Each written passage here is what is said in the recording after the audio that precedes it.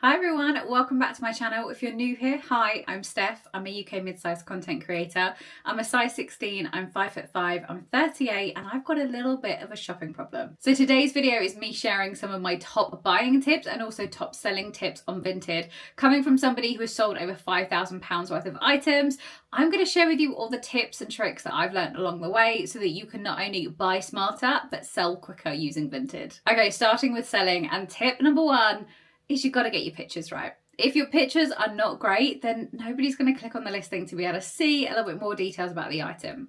So for me, I like to place my items on a white background. I just think it makes the item pop a little bit better. I do take pictures of what the front, the back, any kind of minor imperfections look like. I also take a picture of the label. People think I'm doing this to show people how to clean the clothes, but honestly, it's because the label usually shows what the item is made out of, and that just helps people understand kind of what they're buying. I also like to take a picture of me in the item, assuming it's an item that I can wear. I'm not doing feet pics on there, but if I can wear the item, then I usually take a picture of me in it. It just helps people visualize like what the item might look like on them. The second tip would be to use keywords in your title. You need to think like a buyer. What is a buyer going to be searching for to find your listing, and add those keywords in.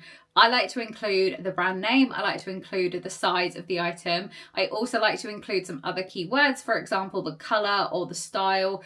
And then obviously further down in the description, I'll add in, is it new with tags? Is it in good condition, etc. I add those in a little bit later, and also add in like, is it good for prom, or is the outfit good for holidays? Because people are also searching using those terms. The third thing I would say is be really honest about the condition of the item that you're selling. If it's brand new with tags, great. Tell everyone it's brand new with tags. If you've genuinely only worn it a couple of times, say that. But if you've got an item that is a little bit older that you're trying to pass it off as in better condition than it is, that's just not going to do you any favors when it comes to getting reviews. So always be really honest about the condition of the item that you're selling, and always make sure to picture any imperfections. Next up would be price fairly, but also be flexible. Have a little bit of research, see what other items that are similar are also selling for, and price to be able to leave room for negotiation. Don't go so low that if someone tries to negotiate, you feel like you're going to be shortchanged, but don't go so high that people just feel that it's just out of reach for them and they're not going to be able to put in enough. Next up would be to respond promptly. If somebody is wanting to ask a question about an item,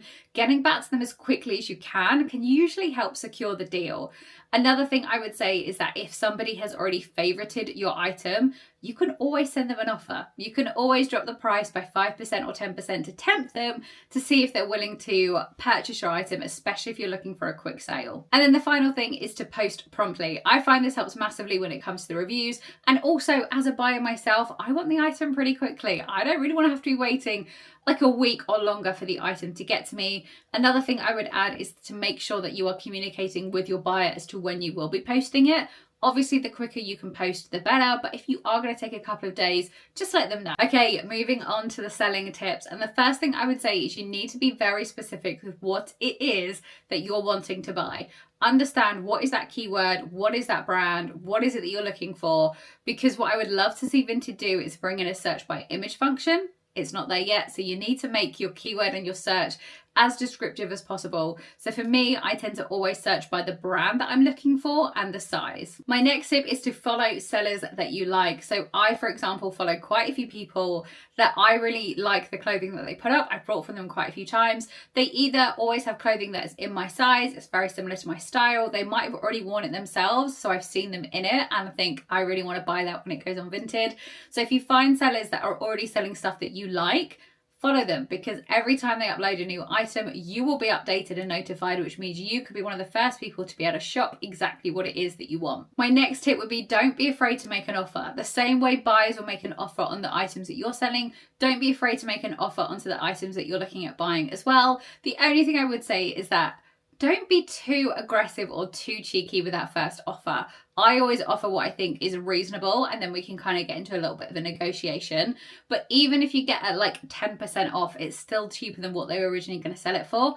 and that's just a bargain. So my next tip would be to check the seller rating and reviews. This is going to give you really good insight into what other customers have already dealt with. So for example, do they post really promptly? Are the items always as described? This is really great insight, because if somebody's not happy, they're probably going to review them to let everyone else know that they weren't happy. My next tip would be to read the descriptions really carefully and study the pictures. If it says that there's a minor mark, have a look to make sure that you can see what it is. Also, double check that the size that they say it is actually the size of the item. Sometimes people say it's one size in the description, but the label says it's slightly different. Just make sure that you're checking everything, because usually once you've bought it, you can't return it. My final tip for buying on Vinted would be to be patient. Vinted is very much a long game. I have save searches set up of brands that I love to shop specifically on Vinted. Sometimes it takes a while for new items to be uploaded, but once they are, you do get notified. Vinted for me is very much a long game. It's something that I'm pretty much in and out of daily.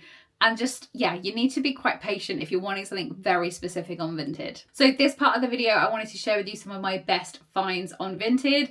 Starting off with my 3 favourite, and that are these 3 dresses from Pink City Prints, one of which I'm already wearing. Pink City Prints is a brand that I follow on Instagram. I love pretty much everything that they do, but they are a brand that I love to shop from on Vinted, just purely because the fact that it's usually significantly cheaper than if I was to buy from them directly. I bought 3 dresses so far. All 3 were brand new with tags, and all 3 were over half the price of what it would cost if I'd bought that dress brand new. Another great Vinted find with these leopard print jeans. I have these in the bigger size. I've lost a little bit of weight recently though, so they no longer fitted, and I managed to find them in the size smaller on Vinted for less than what I'd sold the bigger size for. So another great Vinted find were these 2 dresses from M&S. I'd seen them when they were both new in store, and I really did love them, and I really did toy with buying either one, probably not both.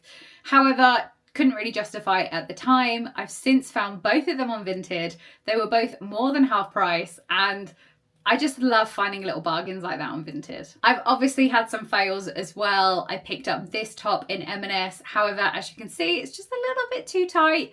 That one is since going to be going onto my Vinted, because if I buy something that isn't going to work for me, I always try and resell it. Obviously try and recoup my money, but also just pay it forward so that somebody else gets to wear it, because it's a lovely top. It just doesn't seem to fit me. So those are all my tips on how to buy better and sell quicker on Vinted. I hope you've enjoyed this video. Let me know any major Vinted success stories or any horror stories below.